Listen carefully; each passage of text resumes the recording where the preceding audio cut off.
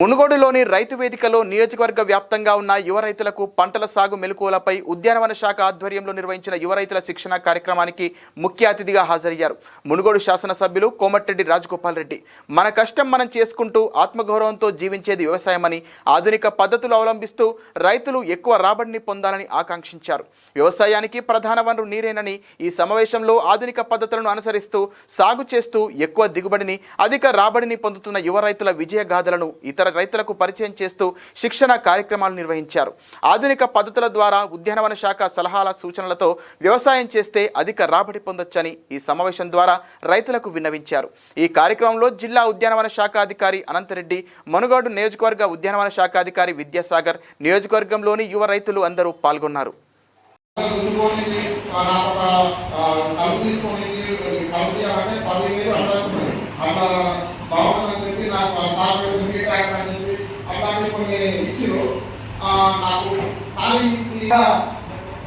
నేను మా మిత్రుడు జగన్ ఎక్కడ పోయినా మీ ఇద్దరు మాట్లాడాలి. నేను పోతే ఏదైనా కంపల్సరీ దాన్ని సక్సెస్ చేసుకొని వస్తాను. అయితే వ్యవసాయాన్ని మా ఒక్కడే అనిపించింది సార్. ఉద్యోగం వస్తే అది ఖచ్చితంగా ఉద్యోగం అనేది బాధ్యతలే. ఏమైంది అని ప్రజలుగా మన ప్రయాణం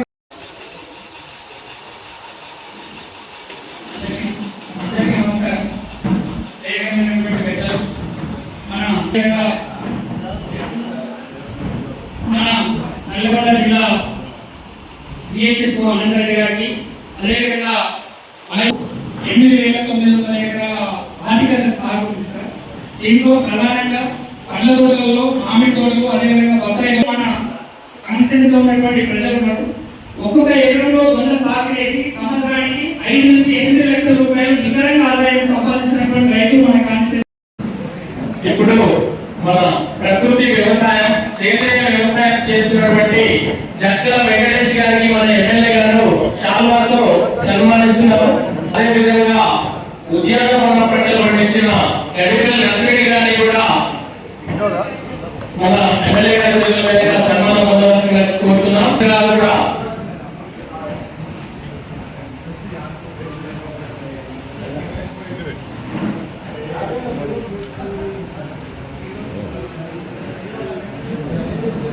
రెండు రోజుల నుంచి చెరువు లేవు, అన్ని కబ్జా అయిపోయినాయి. వర్షాకాలంలో నీళ్ళు మొత్తం మనం స్టోరేజ్ చేసుకుంటే వాటర్ దొరుకుతుంది. ఇప్పుడు మనం మునుగోడు నియోజకవర్గంలో 148 చెరువులని మనం ఐడెంటిఫై చేస్తాం. 15 నెలల నుంచి వాటికి ఇప్పుడు టెండర్లు పిలిపించి ఆ చెరువుల్ని ఫీడర్ ఛానల్ క్లియర్ చేసి మనం చెప్తాను పెట్టి ఫీడర్ ఛానల్ ద్వారా ఆ చెరువు నింపితే మనకు కాలంలో వాళ్ళకు వెళ్ళిపోతుంది. వీళ్ళకు ఎవరికి బోరు మొత్తం బోర్ వెళ్ళిపోయింది. కాబట్టి ఈ సంవత్సరం పోయి వచ్చే సంవత్సరం రాబోయే 3 సంవత్సరాల చెరువు మొత్తం కంప్లీట్ చేసుకుంటే వాళ్ళని పెరుగుతుంది. కాబట్టి దాని మీద నేను దృష్టి పెట్టాం.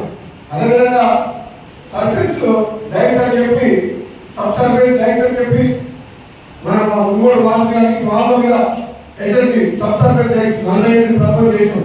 ఇవన్నీ కూడా గవర్నమెంట్ దృష్టి తీసుకోలేదా, ప్రపోజల్స్ కూడా తయారైనాయి.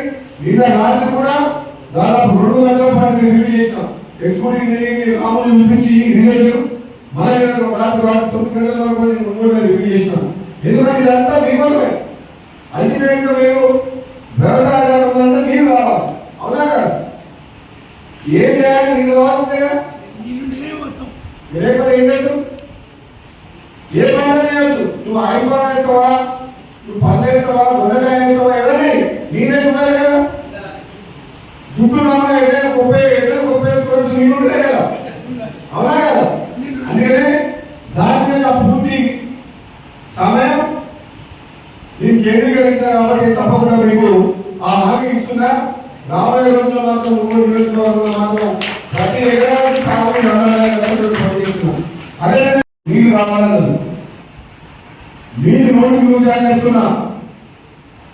ఈసారి మునుగోడు నియోజకవర్గానికి ఎమ్మెల్యేగా మళ్ళీ ఎక్కువ వచ్చినట్టే నన్ను ఎమ్మెల్యే పోటీ చేయమన్నారు, మోడీని పోటీ చేయమన్నారు. మొదటి వింటనే నీకు మంత్రి పదవి ఇస్తాను.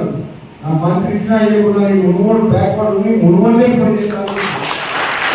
కేవలం ఈ నియోజకవర్గ అభివృద్ధి లక్ష్యంగా ఈ ఎన్నికల్లో నేను పార్టీ మారి మళ్ళీ వచ్చి పోటీ చేస్తాను.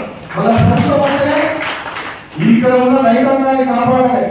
ఈ ఫ్లోరైడ్ ఎఫెక్టెడ్ ఏరియా ఉమ్మడి నల్గొండ జిల్లాలో నెలగా ఉంది. కాలువ కింద మొత్తం మీడియా కోలాడు ఉంది. ఈ మునుగోడు ప్రాంతానికి మనం న్యాయం చేయాలంటే ఈసారి ప్రభుత్వం ఉండాలి. ఈ ప్రాంతాన్ని సస్యశ్యామలం చేయాలంటే ఏకైక లక్ష్యం నా ప్రభుత్వం ఉంటుంది. కాబట్టి మీరు అన్నట్టు ఈ ఢిల్లీ లిఫ్టిగేషన్ ప్రాజెక్ట్ ద్వారా శివనగర నిధులను కంప్లీట్ చేస్తే లక్ష్మాపురం శివనగరం చేస్తే దేవరకొండతో పాటు మనం మునుగోడు చేసుకోవడానికి 1,75,000 ఎకరాలు కాలంలో ఉదయ సముద్రం ద్వారా 10,000 ఉంటే బ్రాహ్మణ నుంచి ఇంకొక 10,000 దొరుకుతున్నాం. కృష్ణాపురం తీసుకొచ్చి కాలం అదేవిధంగా మూసీ కూడా ప్రాజెక్ట్ కూడా చేస్తున్నాం. మన ఢిల్లీ లిఫ్టిగేషన్ శివనగరం నుంచి నారాయణపురం చౌడుపురం మండలాల్లో కూడా రాష్ట్రాలకు మేము ప్లాన్ చేస్తున్నాం. ఈ విధంగా ఈ కరువు ప్రాంతం ఇటువంటి ప్రాంతాన్ని ఫ్లోరైడ్ ఎఫెక్టెడ్ ప్రాంతాన్ని మనం మంచిని తీసుకొచ్చి కాలువ ద్వారా రైతులను కాపాడాల్సిన బాధ్యత నా మీద ఉంది. ఏ విధంగా సరే ఎంత దూరమే పోయి పోరాటం చేసినా సరే మీ గురించి కష్టపడతాం. అది నేను నా ఒక యజ్ఞం లాగా చేస్తున్నా అనుకోండి. యజ్ఞం లాగా ఇక్కడ లేదు. అదేవిధంగా మనం వర్షాకాలంలో నీళ్లు పడితే ఎక్కడ మొత్తం చెరువులు కుండలు అప్పుడు ఎక్కడికి కావాలి కుండల మన బాగా మన ముఖం బయట పైన కడుతూ అని వాళ్ళందరూ కేవలం వ్యవసాయం వాళ్ళ కుటుంబాలకు బాగుండాలి, కుటుంబాన్ని పోషించాలి, పిల్లలు చదివించుకోవాలి. పిల్లలకు మరొక ఏదైనా కష్టం వచ్చిన ఆపద వచ్చిన సాగు వచ్చిన వాళ్ళ కుటుంబాన్ని కాపాడుకోవాలి ఆరోగ్యపరంగా. అంటే డెఫినెట్ గా మనం ఆధునిక పద్ధతిలో వ్యవసాయం చేసే తప్పితే వ్యవసాయం నమ్ముకోలేదు మనం కుటుంబాన్ని పోషించే పరిస్థితి లేదు. అందుకనే ఈరోజు ఈ కార్యక్రమం అందరికీ ఎంత మంచి ప్రోగ్రాం అంటే ఉద్యానవనం పంటలు అనేది పండ్ల కావచ్చు, పూలు కావచ్చు, ఏదైనా సరే ఇప్పుడు కొత్తగా తీసుకొచ్చిన ఆయబాబు ఇటువంటి ఏంటంటే రైతుల ప్రయోజనం కాపాడేది. కాబట్టి మన ఆలోచన మార్చుకోవాలి. మనకు ఏంటంటే అడ్వాంటేజ్ ఏంటంటే మనకు హైదరాబాద్ పక్కనే ఉంది దగ్గర.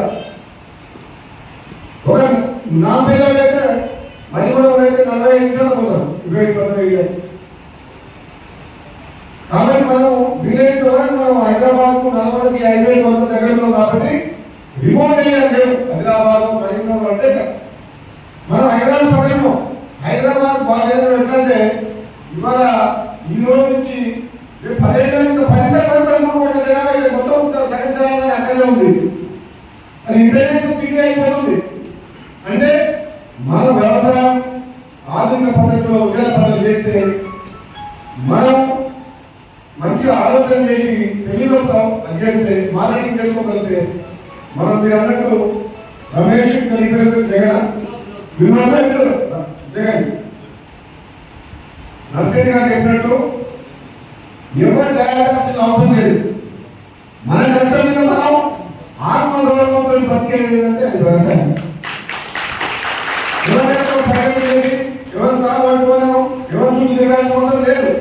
నీ తెలివితేటలు నీ కష్టమే నేను గౌరవంగా నీ కుటుంబ గౌరవాన్ని కాపాడుతుంది. అటువంటిదే ఇప్పుడు మీరు చేస్తున్నారు. కాబట్టి నీ నాలుగుగా కొన్ని అడిగి